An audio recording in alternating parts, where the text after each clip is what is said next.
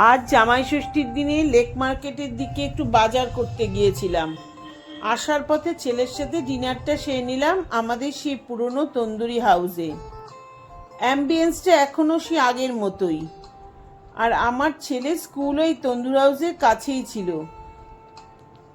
তাই এখানে আমার অনেক স্মৃতি জড়িয়ে আছে। ছেলের পরীক্ষা শেষ হলে আমি আর আমার বন্ধুরা সবাই আমাদের ছেলে মেয়েদের নিয়ে এখানেই লাঞ্চ করতে চলে আসতাম।